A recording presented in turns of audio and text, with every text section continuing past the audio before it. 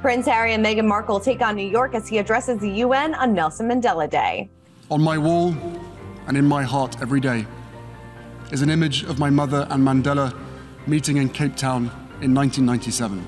The Duchess of Cornwall celebrates her 75th birthday, and royal expert Richard Fitzwilliams reveals how the public perception of Camilla has changed.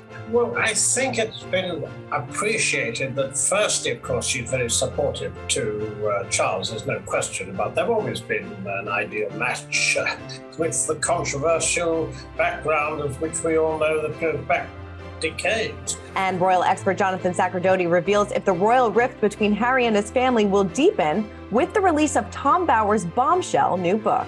If it's revealing secrets, revealing stories of what happened behind the scenes through sourced and reliable means, then I think that will be potentially very damaging, both to the royal family and to the ex-royals, if we can call them that.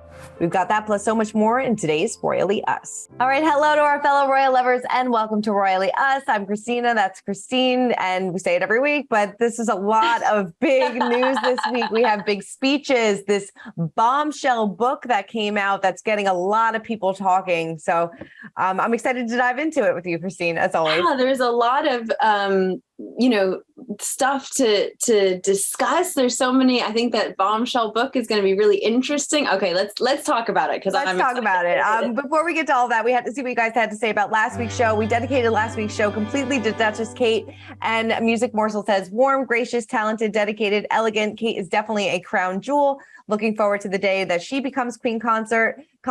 And Mark says an accomplished athlete, an accomplished musician, an accomplished member of the royal family. Not to mention she is kind and compassionate. And when you see her with her children, I have no doubt she is a great mother too. She will probably be the next people's princess, if not the next people's queen.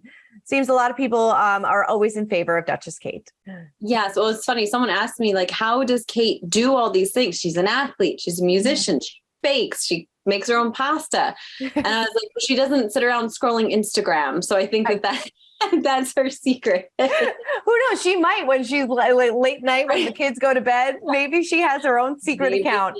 Scrolls. I love it. All right. Well, like we said, there's a lot to get to. So let's get into our royal roundup and kick it off with Prince Harry and Duchess Meghan taking on New York City. The couple stepped out in hand as Harry addressed the UN on Nelson Mandela Day. So take a look at this.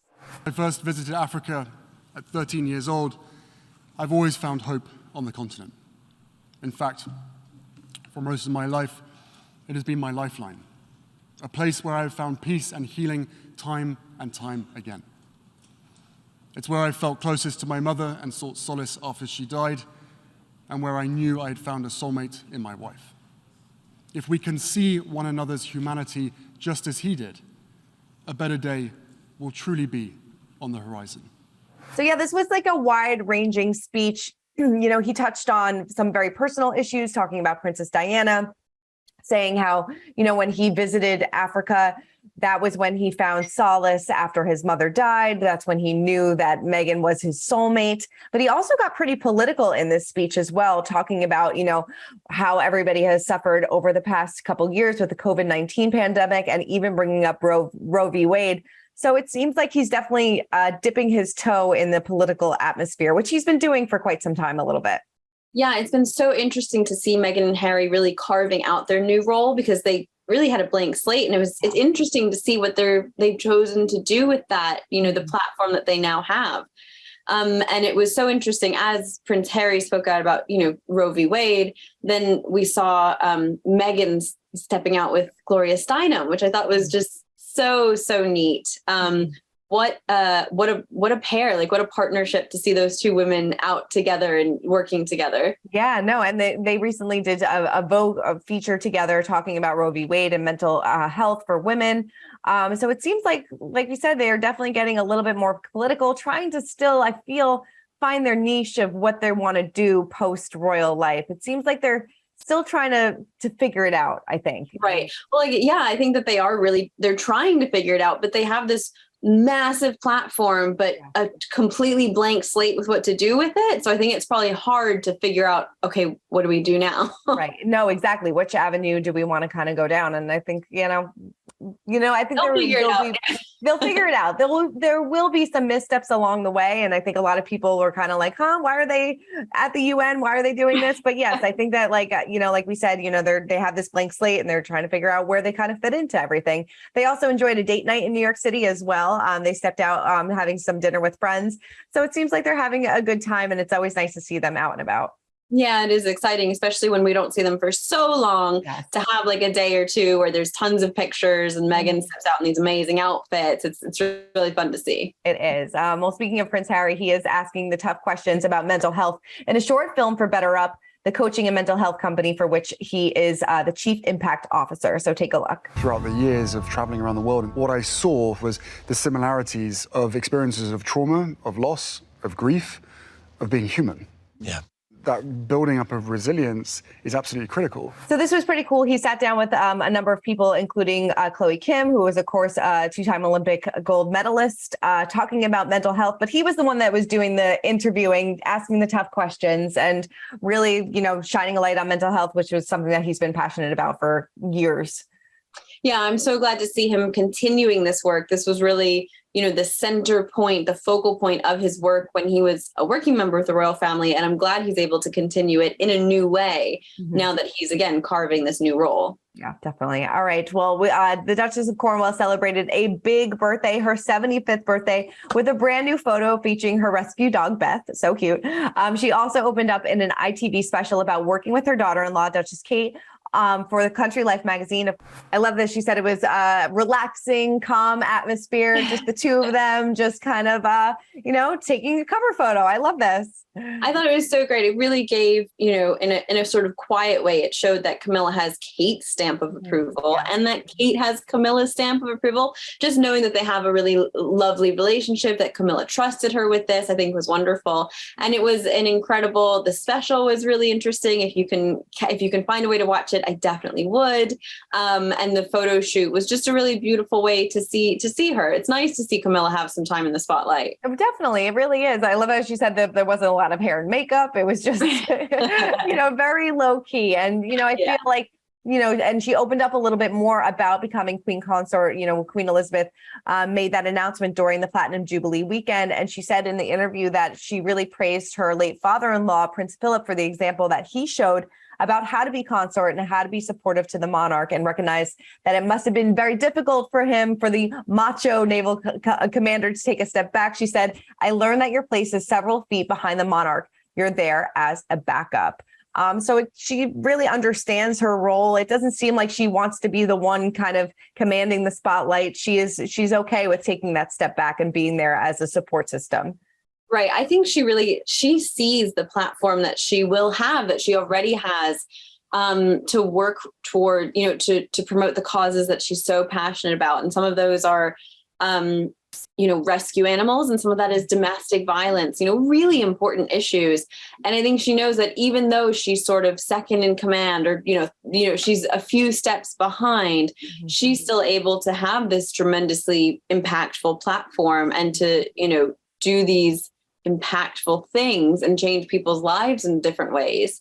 So it's interesting to see her, talk about how she kind of knows where her place is and still knows why that's valuable. Right, definitely. Well, the public perception of Camilla has certainly changed over the years. And to help us break down that even further is royal expert Richard Fitzwilliams. Take a look. How do you think the public perception of her has changed in recent years?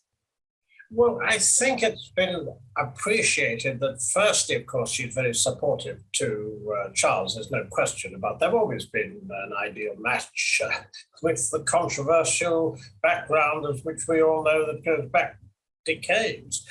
But they've got similar age groups, similar sense of humor, similar friends. They were very well matched, and of course her main job is to support him. But there's absolutely no doubt that if you look at the way she's developed her charity work, she has taken a much higher profile relatively recently, and also topics such as domestic violence, abuse, rape.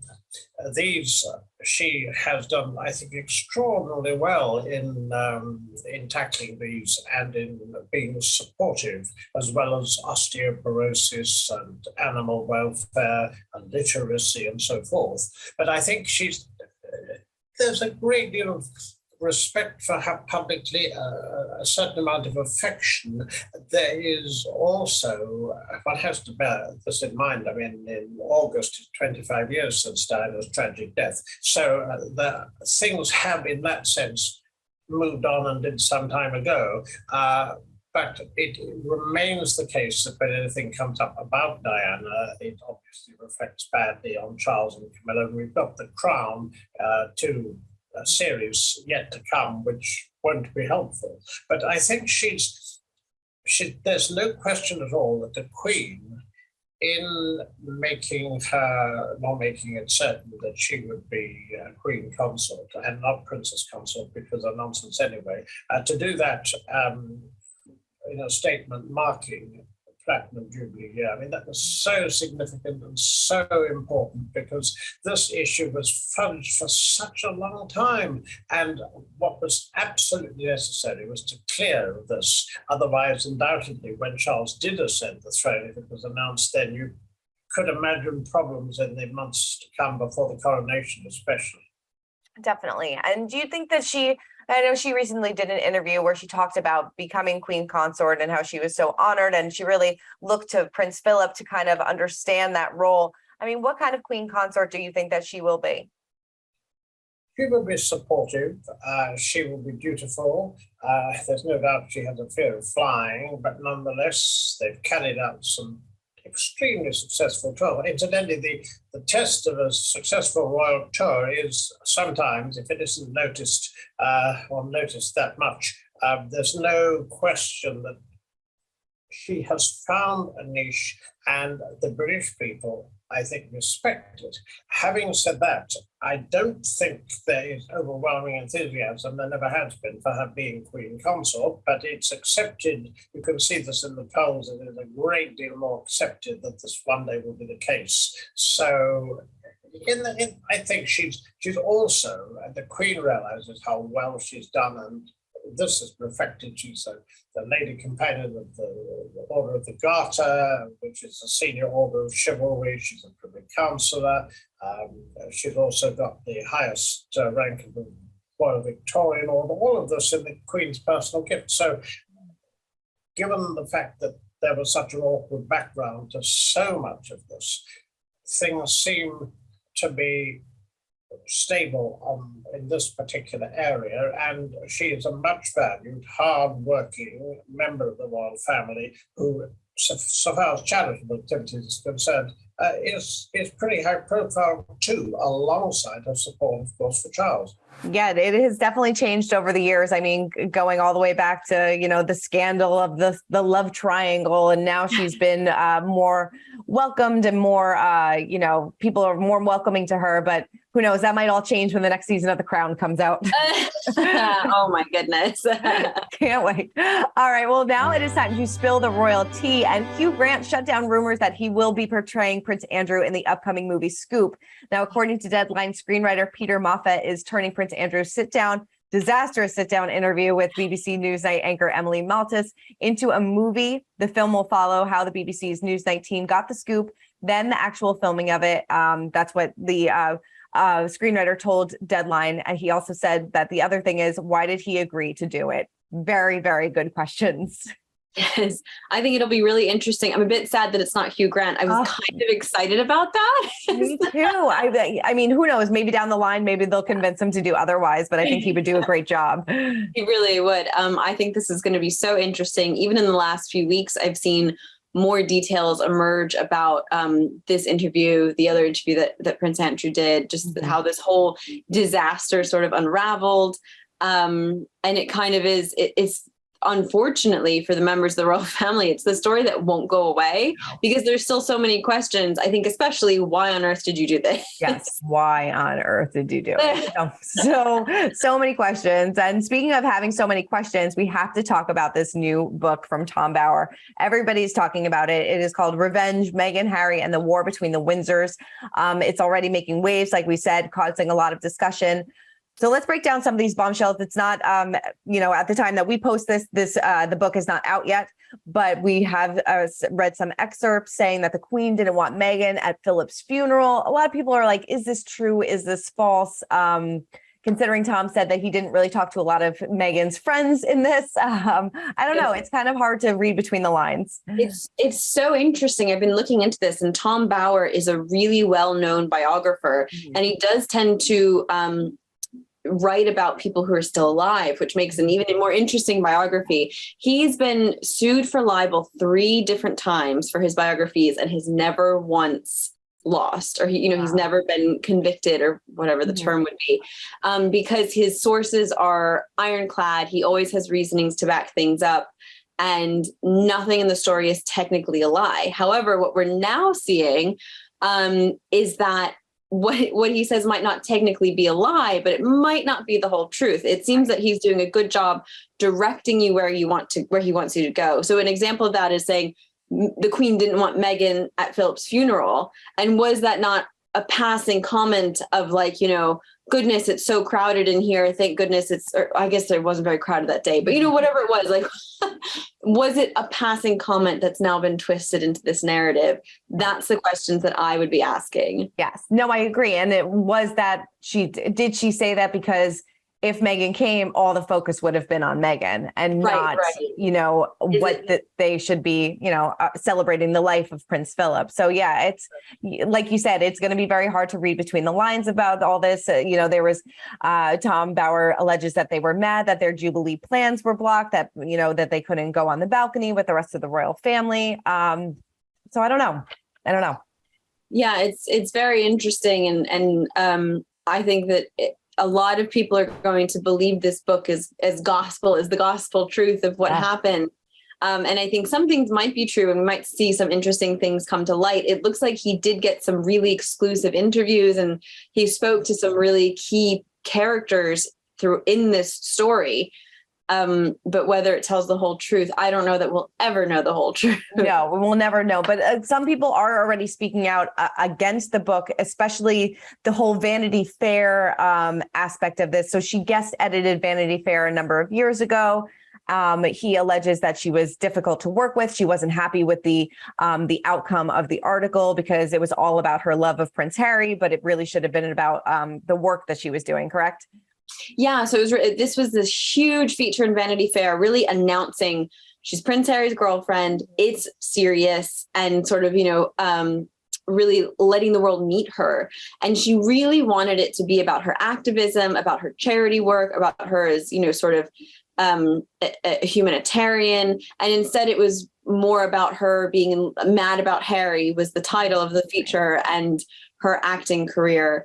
And so the Tom Bower's book says that she was difficult, that she was really upset, that she sent all these angry messages about about how the article turned out. And within about a day of this feature coming out, the journalist Sam Kashner denies this negative account.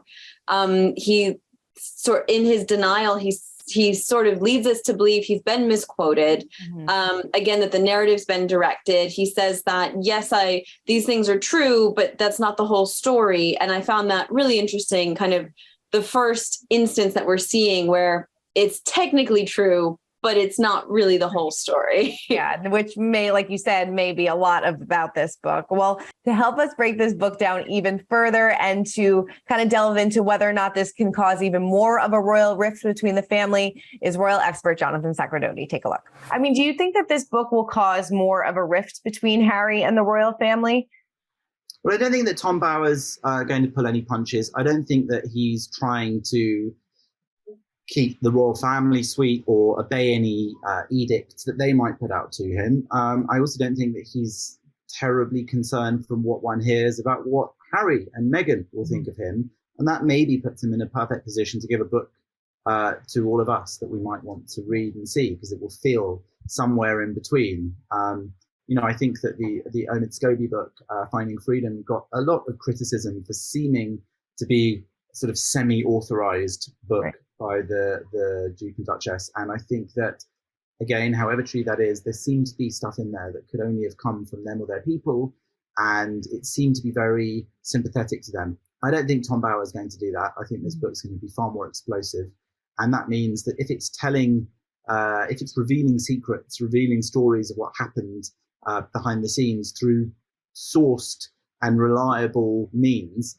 then I think that will be potentially very damaging, both to the royal family and to the ex-royals, if we can call them that, because I think it's going to just widen that rift. But again, when I say it could be damaging to Harry and Meghan, it might not be damaging. It might be exactly what they like, because while they're not actively involved in the book, all the controversy and all the gossip and all the backbiting about who did what and who said what, it just keeps them in the press, and they can react to it, or their closest people can react to it, and there could even be legal cases. They're not averse to a bit of litigation. So I think that it will definitely be just more fuel on that fire. Definitely.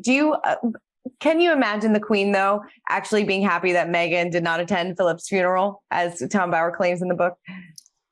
I think that it was, I remember we talked around that time about whether or not they would or should come, who should come. The same as about the Jubilee. And I always said that it was very difficult for them. I think the Queen is probably quite genuine when she puts out these very occasional comments about them being much loved members of the family. And I think that's true. I think we can have members of our families who behave in ways we don't like or make our lives difficult, and we still like them or love them. So on a family level, probably the Queen, I think would have liked her to be there, though I don't know how they do get on. I think that we saw plenty of touching images of the two of them during the time that she was a working royal. Sorry about the dog. We saw plenty of images of them that were quite touching when she was a working royal. The Queen actually seemed to take her under her wing. There were images of the two of them laughing and sitting together. I think that in that respect, maybe the Queen would very much have appreciated the gesture of her being there. On the other hand, there were plenty of good reasons why she wasn't. The restricted numbers, the massive amount of controversy and gossip and speculation it would have attracted around what was effectively an extremely sad moment for the Queen and the nation and the family. So hard to know. But I think probably on balance, from a perspective of being the Queen, the monarch, maybe it was a relief, because we're not talking about her personal or internal emotions as an individual. We're talking about as the monarch.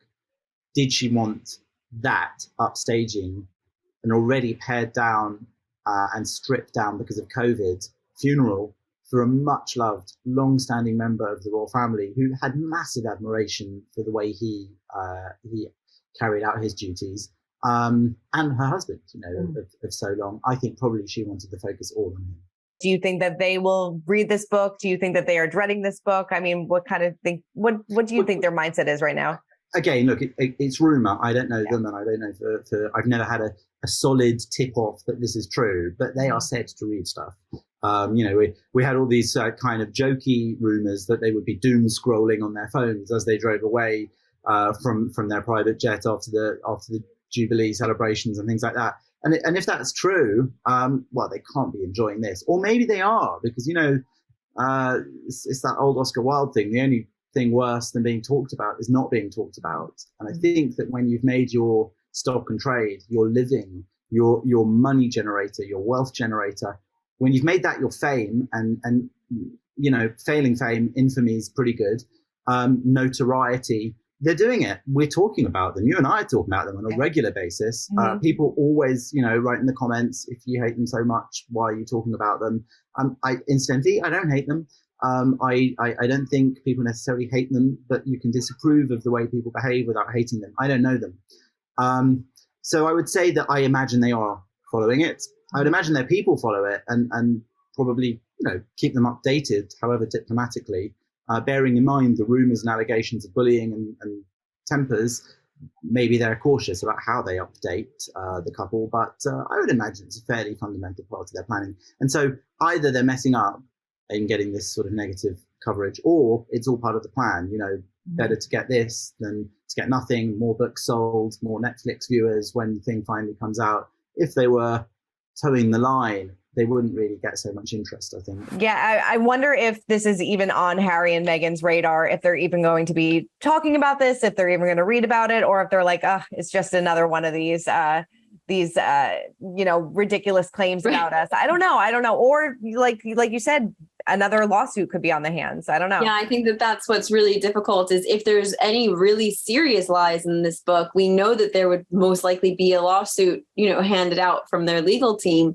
And they've almost, damaged themselves in how often they file lawsuits, and that now we start to think that if they don't file a lawsuit, then it must be true. So they're in a sticky situation. And I agree with you. Are they just over it and they're, like, whatever, not another one? Or are they really going to be, watching this closely? Yeah. No, you make a really good point, because like they're damned if they do, damned if they don't. If you're not going to say anything about it, then we're going to assume that it's true. No, you're totally right. All right. Well, now it is time to check in on our pint-sized palace, and very exciting news. Pippa Middleton welcomed her third child, a baby girl. Pippa and her husband, James, welcomed their first child, a son named Arthur, back in October of 2018. She gave birth to a baby girl named Grace in March of 2021. And she followed in the footsteps of Duchess Kate, giving birth at the Linda Wing of St. Mary's Hospital. That was, of course, the same place that she welcomed her three children. So exciting. Another little cousin for George, Charlotte, and Louis to play with. So exciting. Almost, I think all of the Middletons are now decamping out to Berkshire near Windsor. So the cousins will have lots and lots of opportunities to get together, to grow up together. I think it's so exciting. And another little girl, I think, is fun. There's lots of little boys running around. So another little girl is exciting. Yes. Congratulations to the entire family. Very exciting news. Well, Christine, thank you so much for breaking down all things royals with me, as always. This was a fun week. There was some juicy stuff. Juicy stuff. And I'd love to know what you guys thought about everything. So please keep commenting, keep subscribing, and we'll see you guys next week. Hey everyone, I'm Christina Garibaldi, the host of Us Weekly Celebrity Coverage. Don't forget to hit subscribe for the latest celebrity news, tips, and video. And for much more content, make sure you head on over to usmagazine.com, the official home of Us Weekly magazine.